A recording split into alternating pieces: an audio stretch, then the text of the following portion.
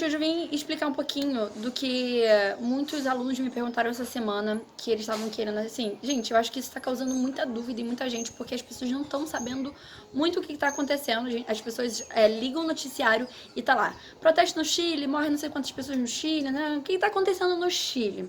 Gente, o que está acontecendo no Chile?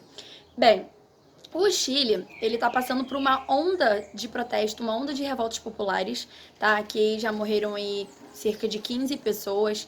O governo, ele tá extremamente agressivo, violento na repressão desses protestos.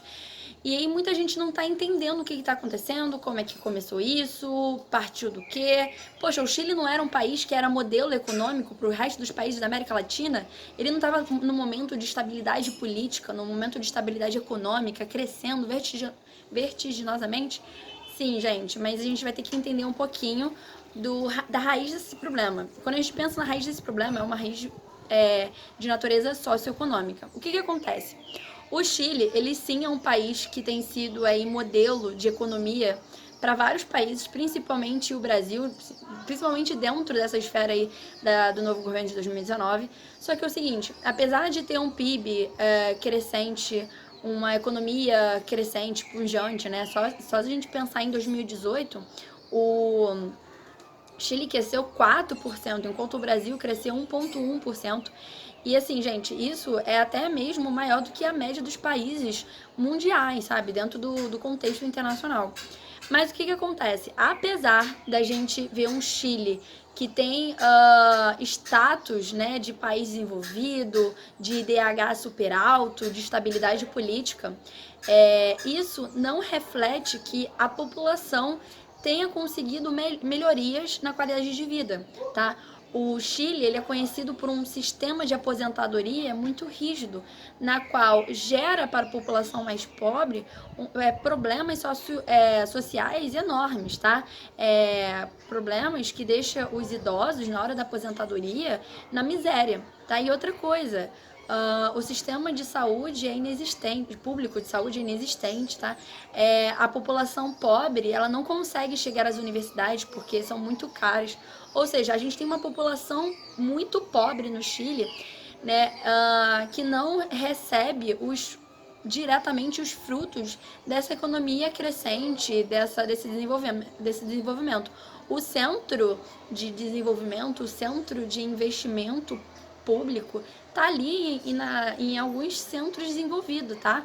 Como Santiago. Então, na verdade, toda essa problemática ela iniciou quando o governo ele resolveu aumentar em 30 pesos o valor da passagem do metrô. E, gente, para a população pobre, só a parte de transporte público, ela pega 30% da renda familiar, tá? Então isso é muita coisa para a população pobre, enquanto para a população rica isso não faz muita diferença. Então eles resolveram, principalmente os estudantes, porque essa onda de protesto ela começou com os estudantes, que eles foram para a rua protestar por esse aumento de 30 pesos. 30 pesos, mais ou menos, deve valer aí 20 centavos pra gente. E sim, gente, a gente também já viu uma onda de protestos parecido, né, que tá tendo no Chile aqui no Brasil em 2013. Não sei se vocês lembram daquele slogan, não é só pelos 20 centavos, na qual a gente teve uma onda de protestos em 2013, só que acabou que a nossa onda de protesto, ela foi bem lenta e ela acabou não gerando, né, uma mudança de um contexto socioeconômico aí muito relevante para o Brasil. Mas lá, gente, o que aconteceu? Diferentemente do Brasil, que apesar da gente ter visto uma onda de protestos em 2013, né, que levou muita gente para a rua aqui no Brasil, a repressão não foi tão violenta quanto tem sido no Chile, tá? O governo de Sebastián Piñera, ele tem reprimido violentamente esses protestos, o que acabou gerando uma contra-revolta ainda mais violenta. Então, assim, as revoltas que estão acontecendo no Chile, elas tornaram num nível assim de pânico e revolta, pânico e terror nas cidades chilenas, principalmente ali Santiago, tá? E aí a gente acabou vendo que uma demanda que era um protesto pelo aumento do preço do metrô, ele acabou gerando outras reivindicações de outros setores da população, principalmente nessa questão do sistema de aposentadoria e dentro da questão das políticas públicas voltadas para a população, né? Porque, na verdade, a população ela está extremamente insatisfeita, porque esse modelo econômico, né, ele acabou não gerando uma sociedade justa para o povo chileno, né? E apesar desse PIB crescente, dessa economia, a gente encontra vários focos, principalmente longe do centro de poder ali, né? Vários focos de miséria, tá? Então, assim, hoje a gente não tem mais um protesto, que nem foram os protestos do dia 6 de outubro, só focado no problema do aumento de passagem. Tanto que o Pinheira, ele já voltou atrás, tá? Só que é o seguinte, a postura dele, ele acaba gerando ainda uma situação mais agravante, porque ele vai na televisão e fala que o país está em guerra, né, que ele vai reprimir. O próprio governo, ele acabou criando algumas soluções que que geraram ainda mais satisfações. Por exemplo, o Chile, ele terminou a ditadura do Pinochet, terminou no final dos anos 90. Né, no final de 1990.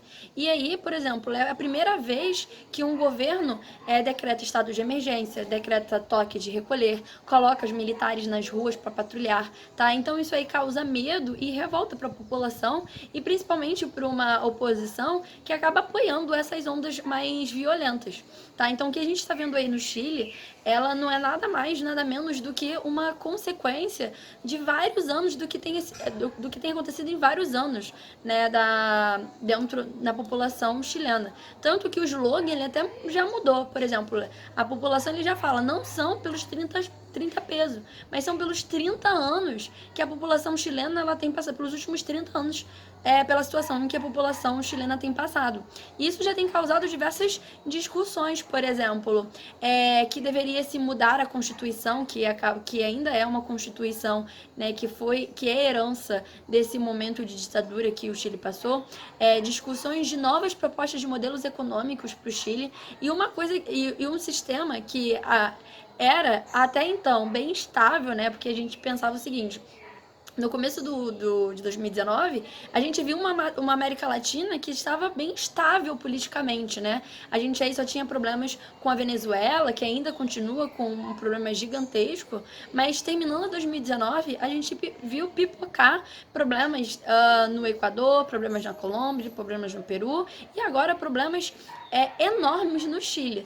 Não sabemos como isso vai se solucionar, mas assim, a gente já sabe que medidas punitivas contra a população acaba só gerando mais ondas de preocupações e ondas violentas, né, de revolta, né, de contra-revolta.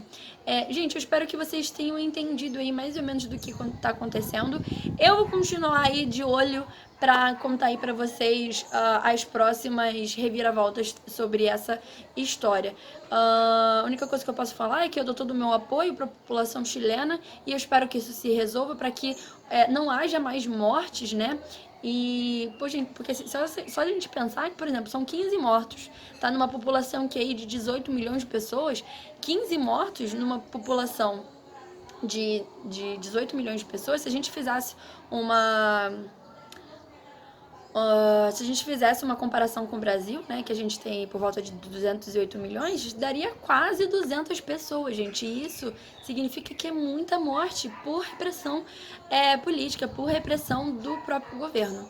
Tá, gente? Então, espero que vocês tenham gostado, espero que vocês tenham entendido.